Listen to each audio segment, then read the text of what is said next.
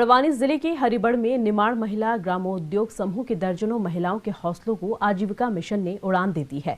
मुख्यमंत्री स्वरोजगार योजना से लाभान्वित महिलाओं ने अन्य नामी कंपनियों की तर्ज पर अपने खेतों में मसाले उगाकर उनकी कुटाई और पैकिंग कर खुद का ब्रांड बाजार में उतारा है और कुछ ही समय में उनके बनाए शुद्ध आजीविका हल्दी, मिर्च और अन्य मसालों के जायके ने निमाड़ वासियों की रसोई को महका दिया।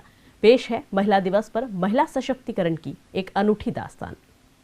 बड़वानी जिले के मंडवाड़ा, हरिबड़, अंजड़ सहित समूचे निमाड़ वासियों की रसोई में इन दिनों जैविक खेती से बने देशी मसालों का जायका महक रहा है।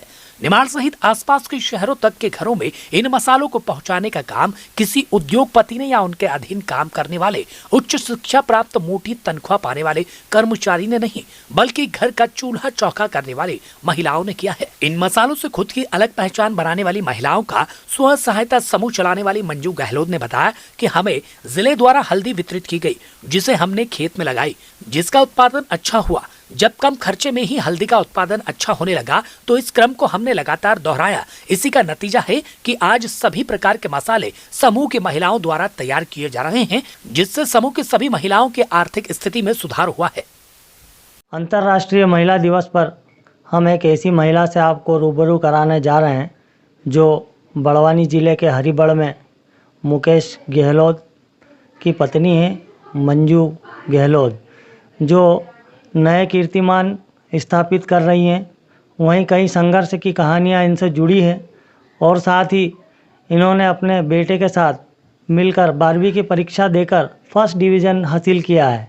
आइए हम जानते हैं उनसे किस तरह से क्या संघर्ष किया है और आगे वो क्या करेंगी। मंजू जी नमस्ते, मेरा नाम मंजू गहलोत है। मैं स्वयं सहायता समूह मतलब हमारे समूह का नाम है निमाड़ महिला ग्राम उद्योग आजीविका स्वयं सहायता हरिबड़, जिला बड़वानी से हूँ।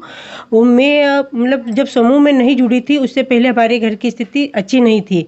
जब हम लोगों को जिले द्वारा हल्दी वितरण किया गया था, वो हल्दी हम लोगों ने लगाई खेतों में, तो उसका उत्पादन बहुत अच्छा हुआ। मतलब 80 किलो ही हमको हल्दी मिली थी, उसका वो उत्पादन बहुत अच्छा हुआ। उस 10 कुंटल के आसपास हुआ।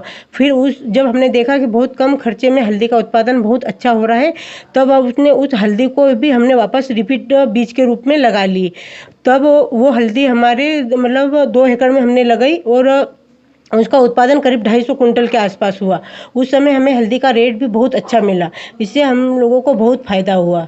जब मिशन को जब ये पता लगा कि हल्दी सच में इतनी अच्छी होती है तो फिर और भी लोग हल्दी की खेती क्यों नहीं करते हैं, तब हम मिशन के द्वारा हमें 7 लाख रुपए का और अनुदान दिया गया, जिससे हम लोगों ने प्रोसेसिंग यूनिट में बॉयलर और पॉलिशिंग मशीन, पिसाई की मशीनें और सारी मशीनें हमको उपलब्ध कराई गई। और उसके पहले मतलब हमको जो पैकिंग की सुविधा नहीं थी, वो तो हमारी जो पैकिंग थी वो थोड़ा ख़राब हो गया था।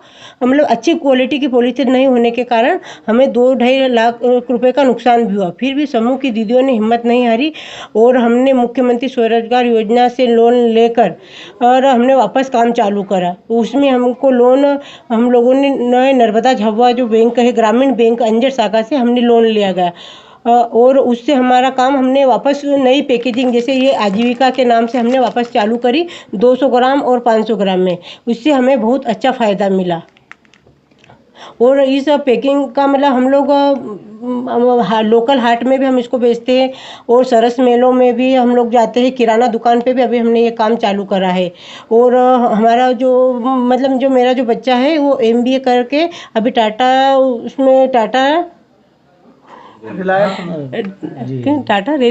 टाटा रिलीज में काम कर रहा है। उसको भी मैंने ये सोचा है कि अब हमको उसको नौकरी नहीं करवा के हमारे साथ हम लोग जो हमारा नया कारखाना अभी हम लोग बना रहे हैं उसमें भी उसको हम लोग काम करवाएंगे। मतलब हम लोगों को नौकरी करने वाला नहीं, नौकरी देने वाला बनना है।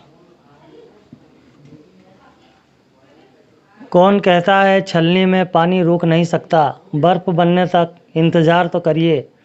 मंजू जी ने काफ़ी संघर्ष किया है। 2008 से इस उद्योग के पीछे लगे हैं और 2012 के बाद इन्हें सफलता लगातार मिलती जा रही है और अपने साथ ये महिलाओं को और भी आत्मनिर्भर बनाने की ओर अग्रसर किए हुए हैं। एक छोटे से गांव की महिलाओं द्वारा तैयार किए जा रहे मसालों का टर्नओवर आज लाखों रुपए तक पहुंच गया है। इसके साथ ही समूह की महिलाएं अन्य महिलाओं के लिए प्रेरणा बनी हुई है। Bureau report, Digiana news.